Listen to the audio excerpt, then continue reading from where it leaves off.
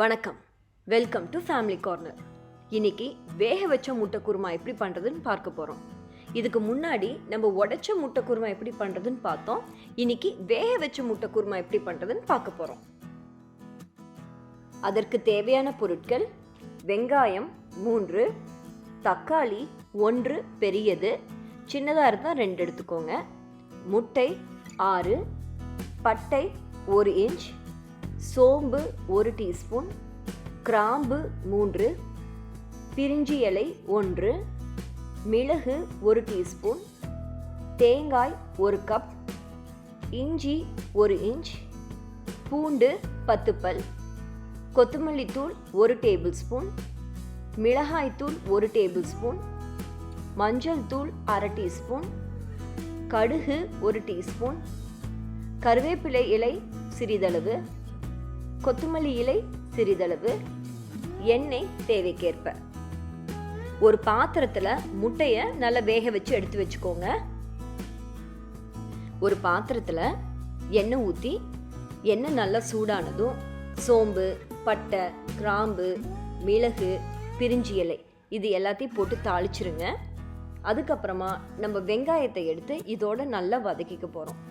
நம்ம அரிஞ்சு வச்சிருக்கிற 3 வெங்காயத்தில் 2 வெங்காயம் மட்டும்தான் நம்ம இங்கே போட்டுக்க போகிறோம். இது கூட உப்பு, கருவேப்பிலை இலை இது எல்லாம் போட்டு நம்ம வதக்கிக்க போகிறோம்.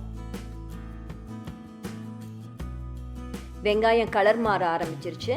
இந்த சமயத்தில் நீங்கள் பெரிய தக்காளியாக இருந்தால் அரை தக்காளியும், சின்ன தக்காளியாக இருந்தால் 1 தக்காளியும் இதில் போட்டு நல்லா வதக்கி எடுத்துக்கோங்க. தக்காளி வதங்க ஆரம்பிக்கும் போது மிளகாய் தூள், மஞ்சள் தூள், கொத்தமல்லி தூள் இது 3ஐயும் போட்டு நல்லா கலந்து விட்டுருங்க.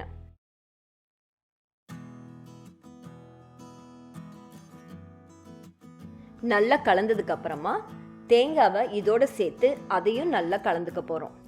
இது ரொம்ப நேரம் நம்ம அடுப்பில் வச்சு வதக்கணுங்கிற அவசியம் கிடையாது. தேங்காய் லேசாக சூடானா போதும்.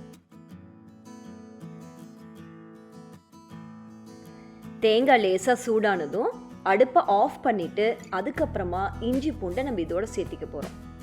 இது நல்லா ஆறட்டும். ஆறுனதுக்கப்புறமா மிக்சியில் போட்டு இது பேஸ்ட்டாக நம்ம அரைச்சி எடுத்துக்க போகிறோம். ஒரு பாத்திரத்தில் எண்ணெய் ஊற்றிக்கோங்க. எண்ணெய் சூடானதும் கடுகு, கருவேப்பிலை, வெங்காயம் இது எல்லாம் போட்டு வதக்கிக்கோங்க.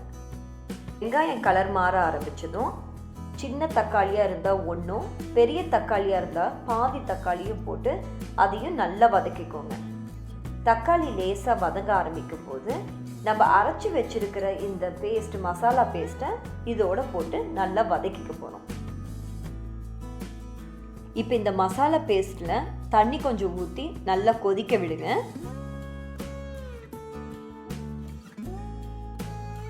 இந்த உள்ளே இருக்கிற மசாலாலாம் வேக ஆரம்பிக்கும் போது உங்களுக்கு குழம்பு கொஞ்சம் கெட்டியாயிடும். ஏன்னா அதில் நம்ம தேங்காய் அரைச்சி ஊற்றிருக்கோம். அதனால் கொதி வர வர இந்த குழம்பு கெட்டியாயிடும். குழம்பு நல்லா கொதி வர ஆரம்பிச்சிருச்சு. இந்த சமயத்தில் நம்ம வேக வச்சிருக்க முட்டையை கீறி இதுக்குள்ளே நம்ம போட போகிறோம். இப்போ உரிச்சு வச்சிருக்கிற முட்டை ஒன்றொன்னா எடுத்து சுற்றி இந்த மாதிரி நம்ம கீறிக்க போகிறோம்.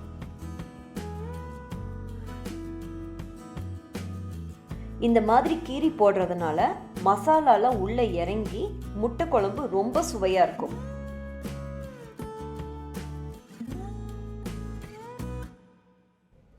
இப்போ நம்ம கீரி வச்சிருக்கிற முட்டையை எடுத்து இந்த குழம்புல நம்ம போட்டு மூடி வைக்க போகிறோம்.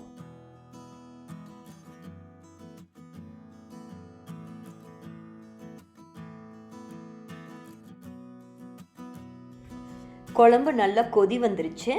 நம்ம முட்டையிலுக்குள்ள மசாலாலாம் நல்லா இறங்கிருச்சு. இந்த சமயத்தில் நம்ம கொத்தமல்லி தழை தூவி இறக்கிட வேண்டியது தான். அவ்வளவுதான்.